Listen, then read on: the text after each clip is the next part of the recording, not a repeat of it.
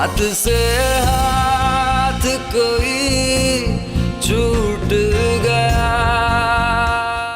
आप लोगों ने पेशेंट को लाने में बहुत देर कर दी। मुझे अफसोस है हम उन्हें बचा नहीं सके।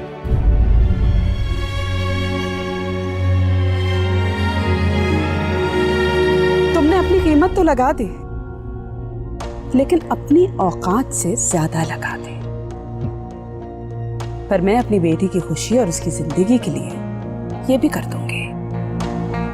अदालत की कार्रवाई खत्म होने से पहले अदालत इस बात का हुक्म देती है कि बच्चे को इसके वालिद से इसी वक्त इसी अदालत में मिलवाया जाए।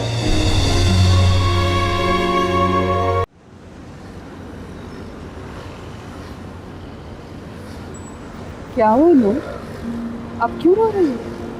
मारिफ को आरिफ से मिलवाया है, उसे दिया नहीं। आगे पीछे में ऐसा हो जाएगा। जज साहब ने आज उसे मिलवाने का हुक्म सुनाया, कल उसे देने का हुक्म सुना देंगे। ये तुम्हें किसने कहा? जो है वो भी तो किसी ने कहा। ऐसा कुछ नहीं होगा। इस केस में जो कुछ हो सकता था वो आज हो चुका। अदालत इतनी कम उम्र में आरिफ को उसके बाप के हवाले नहीं कर सकती, सिर्फ तारीख नहीं दे सकती है बस। अगली तारीख पर फिर यहाँ आना पड़ेगा, फिर मुझे आरिफ को मारिफ से मिलवाना पड़ेगा। मुझे तो आज भी डर लग रहा था कि आरिफ को देखा तो वापस ही नहीं करेगा। तुम तो मारिफ अली के केस की पहली तारीख पे ही कर गए। थक नहीं गई, बस डर गई। एक ही बात, मैंने तुमसे पहले ही कहा था ये अदालत के चक्कर आसान नहीं होते। आप तो ऐसे बोल जैसे बच्चे का केस मैंने मारिफ अली पे नहीं और ज़ेब पे तो किया। इसकी फिक्र नहीं करो, वो मेरी तलाक का केस है, मुझे उससे डर नहीं लगता। सीधा सीधा क्यों नहीं कहते? तुम्हें मारिफ अली से डर लगता और ज़ेब से नहीं। शायद आप ठीक कह रही हो, लेकिन मैं ज़ेब से तलाक लेने से नहीं डरती, अपना बच्चा खो देने से डरती।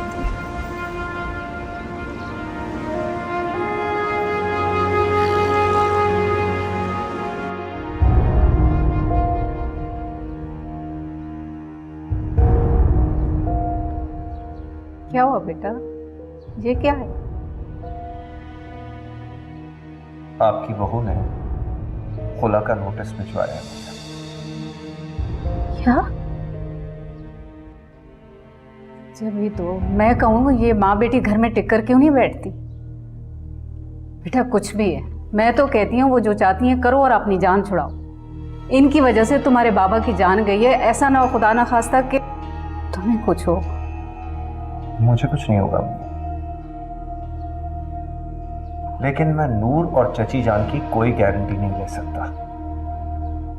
उनके साथ अगर कुछ हुआ तो उसकी मैं जमानत नहीं दूंगा।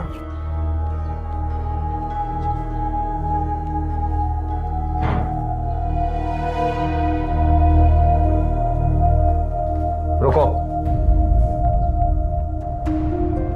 बात करनी है मुझे तुमसे। तुम्हें जो भी बात करनी है मुझसे करो। आपसे क्या बात करूंगा मैं? आपकी तो आपकी बेटी नहीं सुनती, मैं क्या सुनूंगा? तो फिर मैं तुम्हारी भी क्यों सुनूं? तुम्हारे और मेरे दरमियान अब सिर्फ एक ही बात होगी, और वो है तलाक की। तलाक मैं तुम्हें नहीं दूंगा नूर। अगली बात करो। अगली बात भी करूंगी, लेकिन यहां नहीं करूंगी। जहां करूंगी वहां से तुम्हें नोटिस तो मिल ही क्या होगा। हाँ, मिल गए।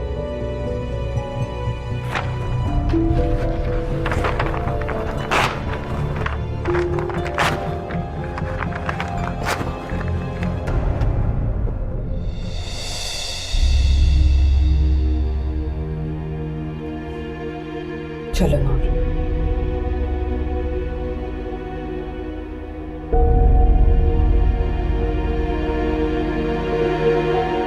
तुम्हें याद है जब मैंने तुम्हें पहली बार देखा था?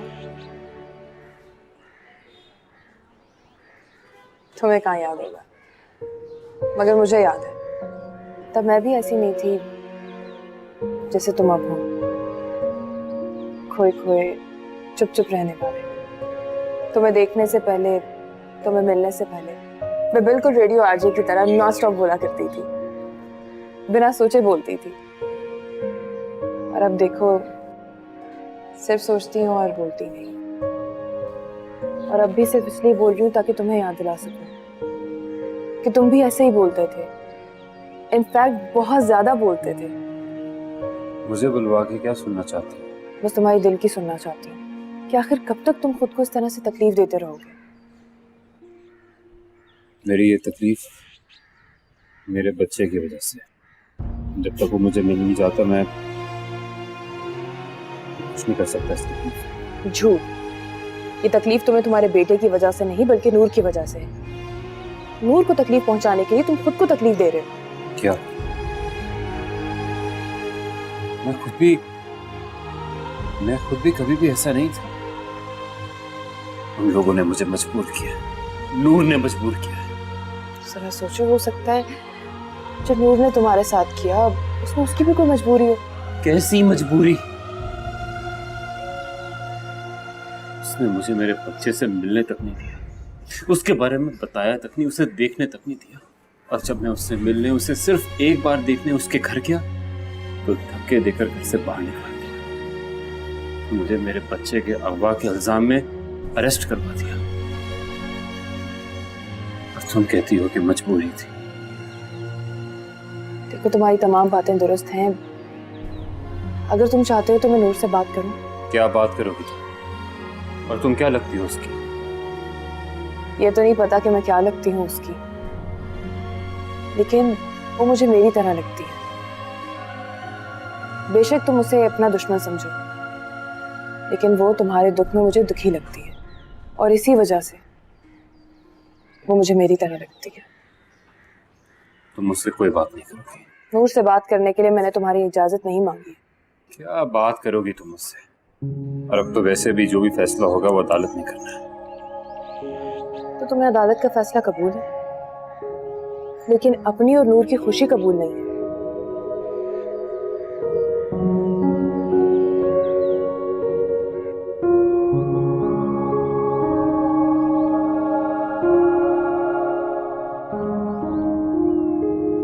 सो रही हो?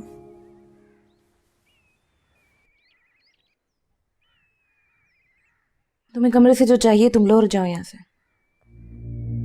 मुझे कुछ भी नहीं चाहिए। तो फिर क्यों आई? अफसोस करने आई। कैसा अफसोस? तुम्हारे अब्बू की डेथ का अफसोस।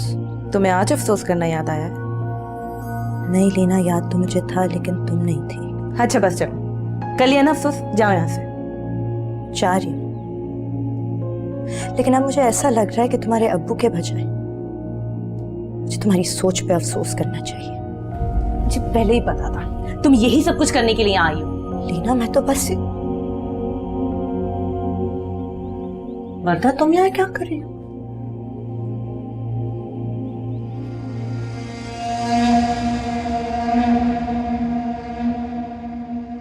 क्या कह रही थी वर्दा? जान खा रही थी मेरी। अच्छा तुम परेशान नहीं हो? मैं बात करती हूँ इससे। वो तुम्हारे घर में सब ठीक है? बाबा का तो इंतकाल हो गया, क्या ठीक होगा सब। अच्छा तुम स्ट्रेस नहीं लो, मैं तुम्हारे लिए जूस भिजवाती हूँ, ठीक है?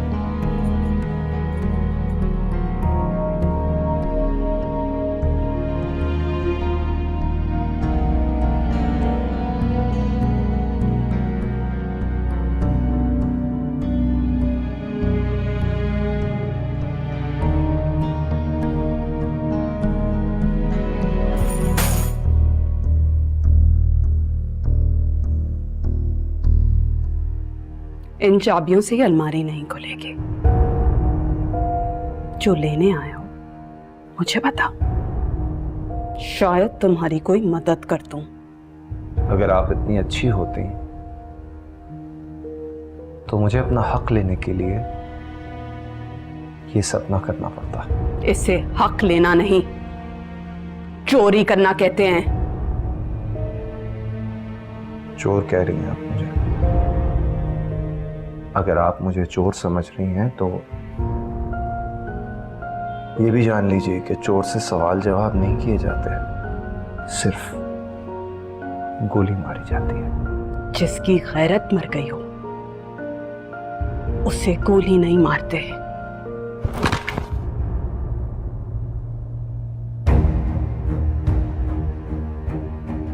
गिर तो तुम पहले ही गए थे, इससे ज्यादा गिर सकते हो ये मैं नहीं जानती थी।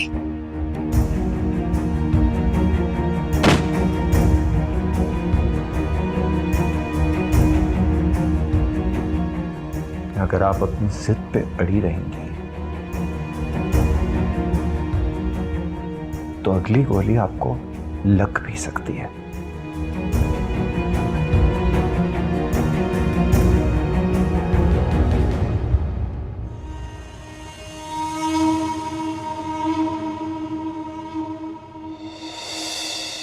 अभी क्या हुआ है? कैसी आवाज थी?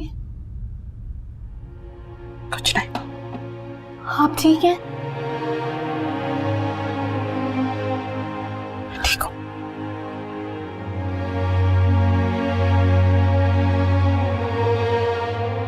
बेटे, अम्मी, आप ठीक है ना?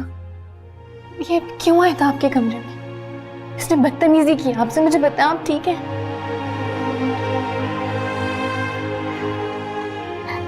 मैं ठीक हूँ बेटे, मैं ठीक हूँ।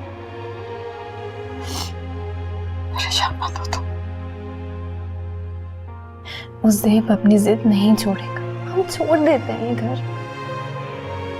इससे पहले कुछ बुरा हो यहाँ पर।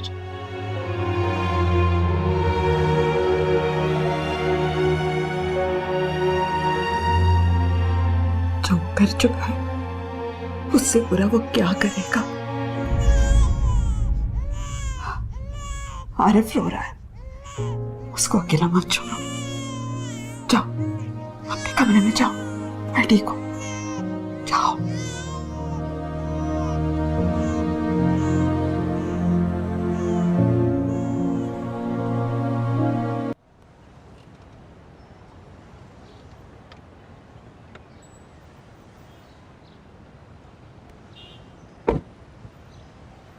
साहब आप अंदर नहीं जा सकता है। क्यों नहीं जा सकता? नहीं जा सकता, इजाजत नहीं है सर। कैसे नहीं जा सकता? हटो रास्ते से मेरे। साहब आप अंदर नहीं जा सकता है। साहब आप अंदर नहीं जा सकता। साहब मुझे मना किया, हमारा नौकरी चला जाएगा साहब। जाफरी साहब, ये क्या बकवास है? अंदर क्यों नहीं आने दे रहे मुझे? अभी के अभी इसे नौकरी से फारिग करें। इसे ऐसा करने के लिए मैंने ही बोला है, और मैंने भी बेगम साहब के हुक्म पे ही किया। आपका दिमाग ठीक है? मेरे ही दफ्तर में मुझे आने से रोक रहे हैं। सर मेरा दिमाग तो ठीक है, लेकिन मुझे लगता है कि आपके बेगम साहबा से रिलेशन ठीक नहीं है, इसलिए उन्होंने हुक्म दिया कि आपको ऑफिस में नहीं बैठने दिया जाए। देखता हूं कि तुम भी इस दफ्तर में कैसे नौकरी करोगे।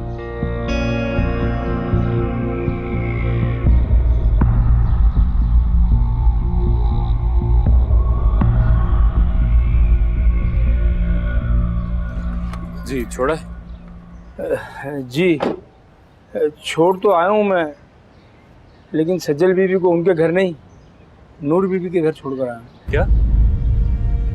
को मना भी किया था वहां जाने से, उसको भी मना किया था। क्या करते हैं आप? जाइए उसे लेकर आइए। रुकिए, जी खुद ही जाकर ले आता हूं।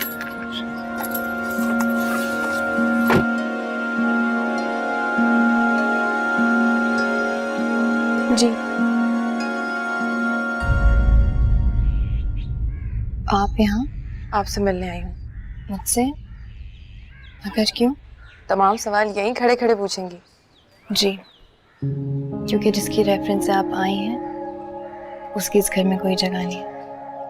मतलब आपकी भी कोई जगह नहीं है। शायद आप ठीक सोच रही हैं कि मेरा यहाँ आना नहीं बनता, लेकिन ये मत सोचो कि मैं यहाँ मारिफ के कहने पे खुद आपसे मिलने के लिए आई हूँ। तुम यहाँ क्या कर रही हो? जाओ यहाँ से। और तुम खड़े होकर से बात क्यों कर रही हो? जाने का क्यों नहीं कहा? वैसे मारिफ ठीक कहता है कि इज्जत और प्यार की जबान आप लोगों को समझ नहीं आती।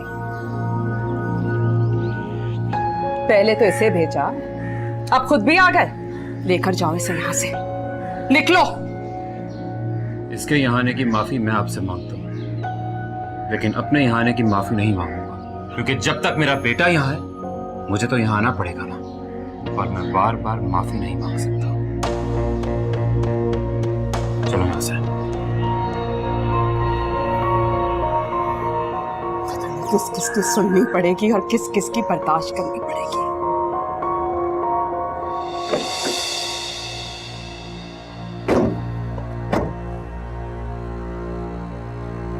जब मैंने मना किया था तो क्यों गई नूर के घर?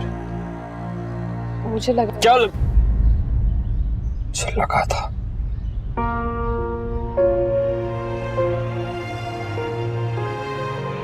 तुम्हारे यहाँ आने से पहले मुझे पता था कि ये सब कुछ होगा। इन लोगों से जलील होना मेरी किस्मत में लिखा है, और मैं होता भी रहूंगा अपने बेटे के लिए।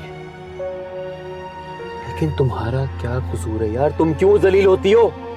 मुझे अपने कसूर का तो नहीं पता, लेकिन बस इतना जानती हूँ कि तुम्हें दुखी नहीं देख सकती। तुम मुझे देखती क्यों हो यार? अब हम नहीं मिलेंगे बस। तुम ऐसा पहले भी बहुत बार कह चुके हो, बार बार कह चुके हो, और तुम्हारे बार बार कहने की वजह से मैंने भी ये सोच लिया था कि हम नहीं मिलेंगे। मगर क्या हुआ? ये तुम ही हो ना जो मेरे सामने बैठे हुए हो। ये कुछ और है मारे, जो हमें बार बार सामने ले आता है। फिक्र ना करो, अब मैं तुम्हारे सामने नहीं आऊंगा।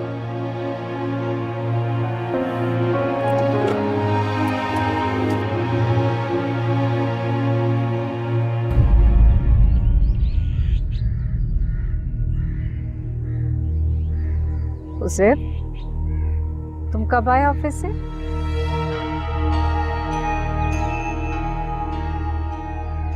क्या हुआ उसे?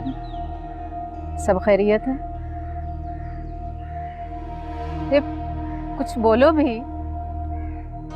हमें घर से निकालने वाली ने मुझे दफ्तर से निकाल दिया। क्या कह रहे हो? वही कह रहा हूं जो मेरे साथ हुआ है। आप अपनी सारी रोक टोक मुझ पे लगाया करें, और उनके जो भी जी में आता है वो मेरे साथ करती हैं। इसे कैसे कर सकती है वो? ये दफ्तर तुमने और तुम्हारे बाप ने बड़ी मेहनत से बनाया, वो इस तरह बेदखल नहीं कर सकती। मैं बात करती हूँ इशरत से। आप मेरे पास आने की तकलीफ क्यों कर रही हैं भाभी?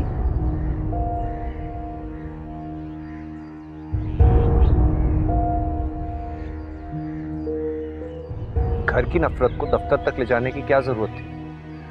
बात घर की नफरत या ऑफिस की नफरत की नहीं है, बात है रिश्तों की। और जब मैं तुमसे कोई रिश्ता रखना ही नहीं चाहती, तो क्या घर और क्या दफ्तर? मेरे लिए एक ही बात है। एक ही बात नहीं है, जलील होने और जलील करने की बात है। तुम खुद तो जलील हो रही हो, साथ में हमें क्यों कर रही हो? अगर हो रही हूं तो वो भी आप लोगों की वजह से।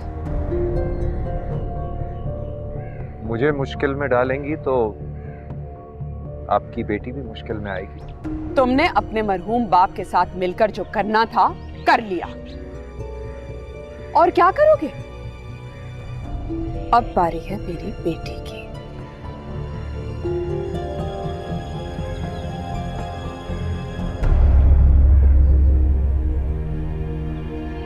जैसे इसे दफ्तर से निकाला है, उसी तरह आप लोगों को इस घर से निकाल सकती हूँ। लेकिन फिर सोचा, अभी आप अपने शौहर की इद्दत में हैं। आपके शौहर अपने बेटे के हाथों मारे गए। आपके शौहर को इज्जत की मौत नहीं मिली, लेकिन आपकी इद्दत को तो इज्जत देनी चाहिए। मतलब ये कि आपका इस घर में सिर्फ उतना ही वक्त है जितनी की आपकी इद्दत।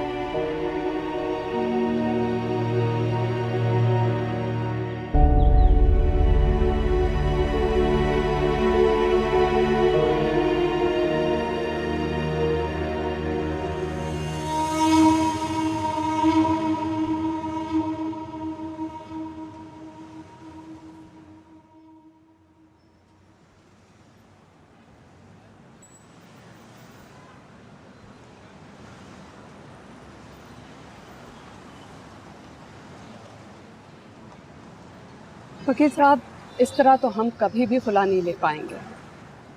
ऐसा नहीं। ऐसा ही है। आज अदालत में दूसरी पेशी है और उज़ैब फिर पेश नहीं हुआ। उसे तो अदालत के नोटिस की जरा फिक्र नहीं है। देखिए, खुला के केसेस में अक्सर मर्द हजरात का यही रवैया होता है। तो फिर फैसला कैसे होगा? फैसला होगा, पर थोड़ा वक्त लगेगा। सर, और कितना वक्त लगेगा? देखिए, मैं आपको कोई टाइम फ्रेम तो नहीं दे सकता। हाँ, लेकिन इतना ज़रूर बता सकता हूँ कि उज़ैब साहब की इस केस में अदम दिलचस्पी की वजह से अदालत आपके हक में फैसला दे सकती है और खुला दिलवा सकती है। और अक्सर ऐसा ही होता है।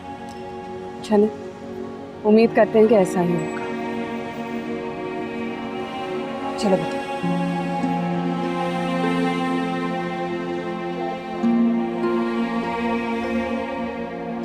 ये तुम्हारा जूस। अच्छा, वो अम्मी को पैगाम तो भिजवा दिया था ना? कैसा पैगाम? अरे, इस संडे को तुम्हारे आने वाले बच्चे की खुशी में गोद भराई है। तुमसे पूछा तो था इस दिन के बारे में मैंने, लेकिन अगर अम्मी को नहीं बुलाना चाहती हो तो तुम्हारी मर्जी। नहीं नहीं, क्यों नहीं बुलाऊंगी, बुलाऊंगी। यही तो कह रही हूँ, जरूर बुलाओ। गोद भराई में माँ और बच्चे के लिए दुआ ही तो चाहिए होती है, और अगर नानी खुद आकर दुआ दे तो इससे अच्छी क्या बात हो सकती बेटे। अच्छा, अगर तुम अपनी चची जान और भाभी को बुलाना चाहो तो उनको भी बुला लेना, इस बहाने मुलाकात हो जाएगी। मैं उन्हें बुला तो दूंगी, लेकिन मुझे नहीं लगता कि वो आएंगे। नूर ने उज़ैब पे खुला का केस किया हुआ। हो, फिर तो ना ही बुलाओ। ऐसी माँ से अपने बच्चे को दूर ही रखो तो बेहतर है।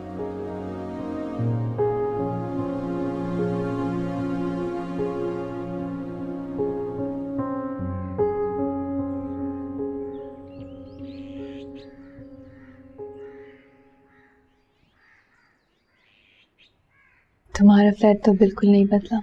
लेकिन मैं बदल गया हूँ। वो वहां दरवाजे पे अब जो कोई भी आता है उसकी शक्ल देख के समझ जाता हूँ कि क्यों आया है। खड़ी क्यों हो? बैठो प्लीज, मैं तुम्हारे लिए तुम्हारी favourite coffee. I am so sorry ma'am, चाय लोगी या कॉफी?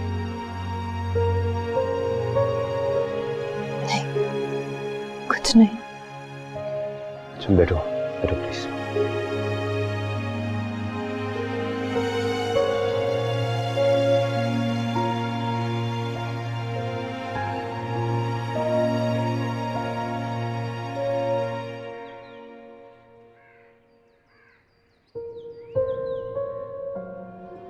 कैसे आना हुआ?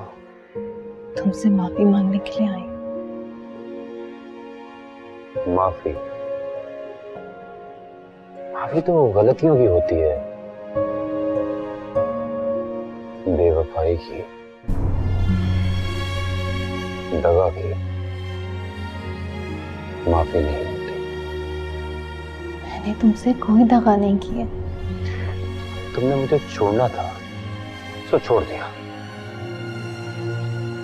लेकिन मुझे मेरे बच्चे तक का नहीं बताया। और जब मुझे कहीं और से पता चला, तुमने क्या नहीं किया मेरे साथ? अपने शौहर के साथ मिलकर मुझे जितनी अजियत दे सकती थी दी। तब तुमने मुझे माफ नहीं किया, तो मैं कैसे तुम्हें माफ करता हूं? बोलो।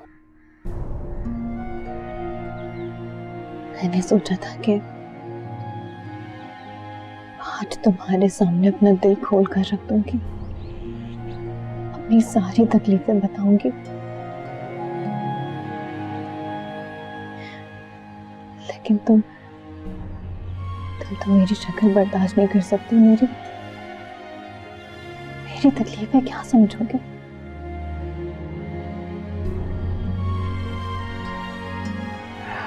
खुद तकलीफ हुई तो आ गई। तब कहाँ थी तुम जब मैं तकलीफ में था? तुम्हें अभी भी लगता है कि मैं यहाँ अपने लिए आई हूँ? तुम चाहे मेरी कोई गलती माफ ना करो, कि मुझे यहाँ आने की माफी दे दो। मैं मानती हूँ कि मुझसे गलती हुई है यहाँ पर आकर, लेकिन मैंने इतनी बड़ी गलती नहीं की जितनी तुम मुझे सजा सुना रहे हो।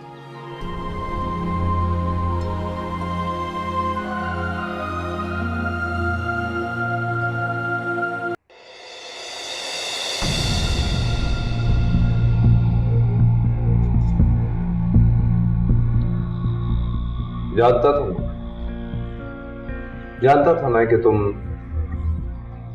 यहां पे होगी, और ये भी जानता था कि क्या गुल खिला रही होगी।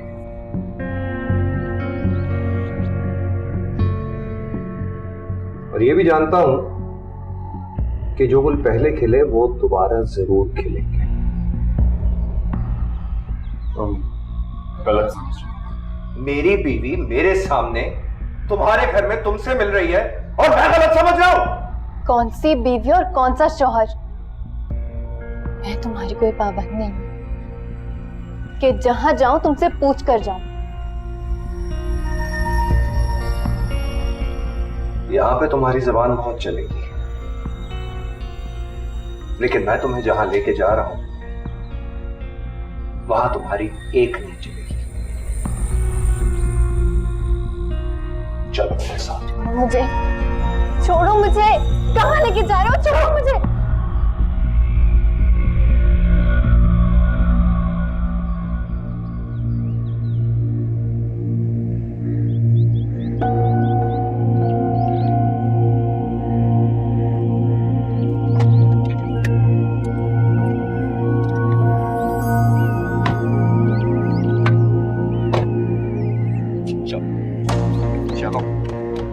क्या हो गया उसे? उसे क्या बदतमीजी? छोड़ो मुझे, छोड़ो मुझे उसे, छोड़ो मुझे। तुम पागल हो गए हो? किस हक से मुझ पे इतना रोब जमा रहे हो? खुला मांग लेने से शादी खत्म नहीं होती। मैं अब भी तुम्हारा शौहर हूं। मेरे लिए हमारा निकाह खत्म हो चुका है, इसलिए आइंदा तुम शौहर बनने की कोशिश नहीं करना। क्या हो रहा है यहाँ पे नूर? इससे क्या पूछ रही हैं आप? मुझसे पूछें, और ये भी पूछें कि कहां से लेके आया हूं इसे। बताओ मुझे, क्या कर रही थी तुम्हारे वाली के फ्लैट पे? ये सच कह रहा है? अम्मी हाँ, लेकिन नूर चलो यहाँ से, अम्मी मेरी चलो। बात तो सुने आप मेरी।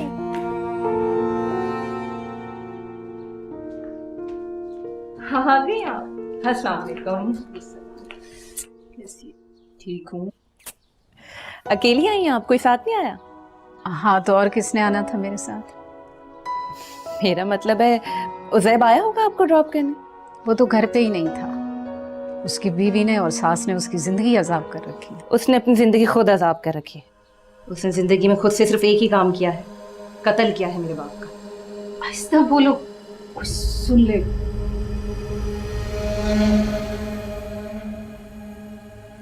कौन क्या सुन लेगा? इसलिए बेटा कैसे हो तुम? जी आप बिल्कुल ठीक। बाहर में देख रही थी आपको। अच्छा कोई काम होगा, मैं जाती हूँ।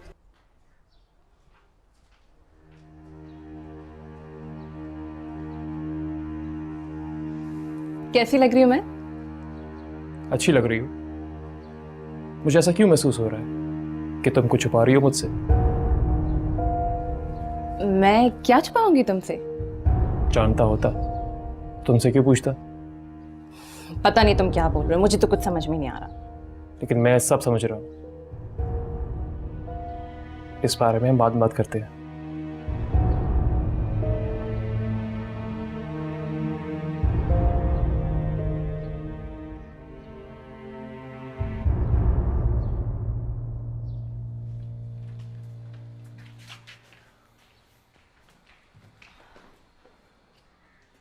कहाँ जा रही हो? I mean, घर में कहाँ जा रही हो? लीना को लेने जा रही हूँ। तकरीबन सारे मेहमान भी आ गए हैं। उसे लेने के लिए अम्मी को भेज दो, तुम रहने दो। क्यों? ऐसा करने को लीना ने कहा है तुमसे? नहीं। तो फिर तुम मुझे क्यों मना कर रहे हो? अगर लीना ये सब कुछ कहती है तो मुझे इतना दुख नहीं होगा, लेकिन तुम कह रहे हो मुझे दुख हो रहा है। इसमें दुखी होने वाली कौन सी बात है? आइए ना, आए आप बैठे प्लीज। वर्दा, मैंने तुम्हें लीना को लेने के लिए कहा था, तुम यहाँ खड़ी हमाद से बातें कर रही हो? नहीं। और हमाद, केटरर को फोन करो, अभी तक खाना नहीं आया। जाओ। जी अभी करता। आओ मेरे साथ।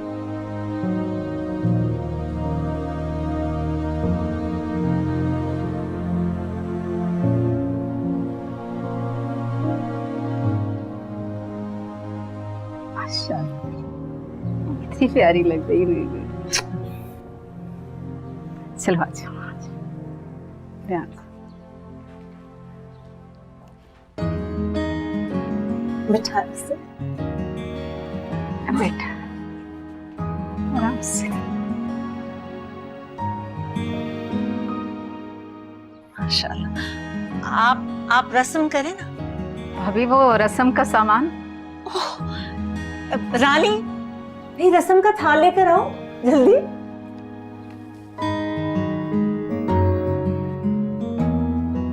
रख दो, यहाँ रख।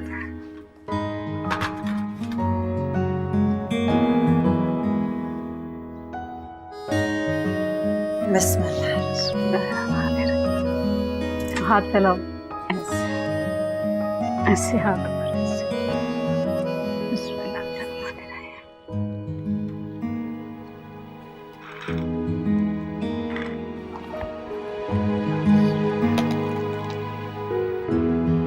मुंह मीठा कर।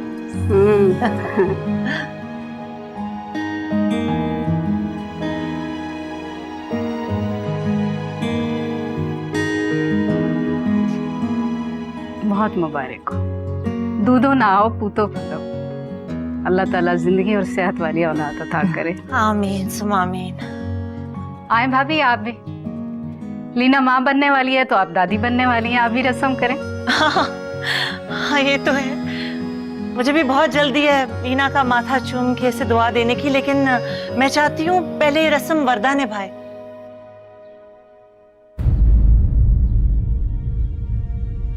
आओ वर्दा।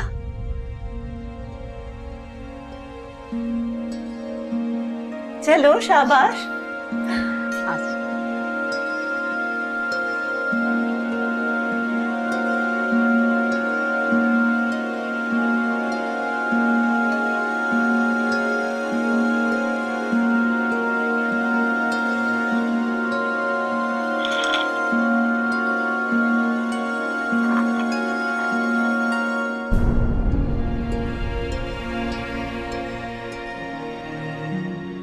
गोद भराई की रस्म करते हुए दुआ देनी पड़ती है। तुमने आज तक कभी मुझे दुआ दी जो आज दोगी? कि तुम तो मेरी गोद भी बददुआ से भर दोगी। ये तुम क्या कह रही हो लीना? नियतों के हाल सिर्फ खुदा जानता है कि कौन दुआ दे रहा है और कौन बद्दुआ। और तुम वर्दा के बारे में ये बात कैसे कर सकती हो? आप कहती हैं तो मैं मान लेती हूँ कि ये मेरी गोद भरते हुए मुझे दुआ ही देगी, लेकिन मुझे इसकी दुआ की भी कोई जरूरत नहीं। बस करो लीना, अगर तुम इस घर की बहू हो तो वर्दा भी इस घर की बहू है। मैं सबके सामने इस तरह से तुम्हें इजाजत नहीं दे सकती कि तुम इसकी इंसल्ट करो। ये जो कुछ आप मुझसे कह रही हैं, ये आप वर्दा से क्यों नहीं कहती? ना ये यहाँ होगी, ना ये सब कुछ होगा जो इसके होते हुए हो रहा है।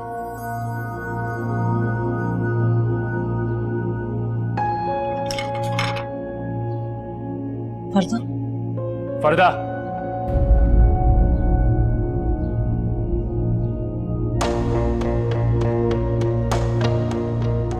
चलो रस्म करो, बैठो। शाबाश।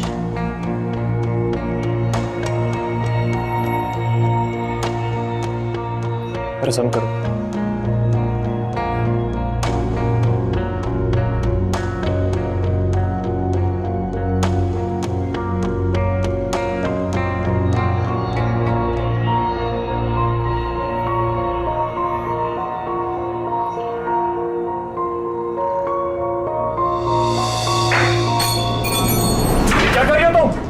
वर्दा के लिए तुम्हारी बदगुमानी समझ में आती है मुझे, लेकिन कम से कम मेरी इज्जत का तो ख्याल कर लेती, मेरा ही भरम रख लेती।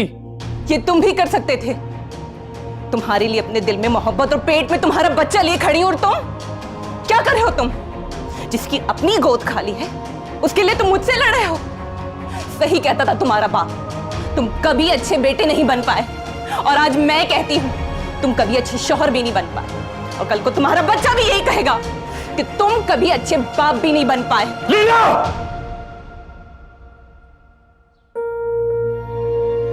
रुक क्यों गए? मारो, इन सबके सामने मुझे मारो। इन सबको भी तो पता चले कि तुम मेरे साथ करते क्या हो। अम्मा बस कर दो, ये क्या तमाशा है? ये सब करने से पहले मौका और जगह तो देख लो।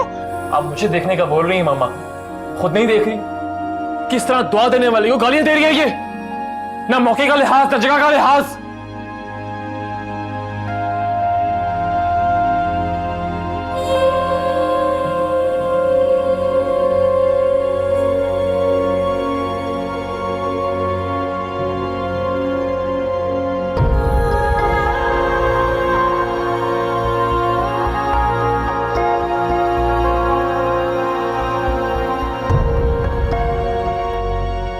खुशी की घड़ी में, भरी महफिल में, आपको और आपके बेटे को खुशियां देती हुई मेरी बेटी आपके बेटे का दुख सह रही। मुझे तो ये सोचकर परेशानी हो रही है कि इससे पहले न जाने इसके साथ क्या कुछ करते होंगे आप लोग। बस करें, ऐसा कुछ भी नहीं है। अगर हमाद ने बुरा किया है तो आपकी लीला ने क्या किया? कुछ अच्छा किया इसने? गोद भराई की रस्म बीच में छोड़कर बदशगुनी की है इसने। आप इस आधी अधूरी गोद भराई को ही बदशगुनी समझे। अब ना मैं खुद मजीद जलील हो सकती हूँ, ना अपने होने वाले बच्चे को जलील कर सकती हूँ। हाथ से हाथ कोई छूट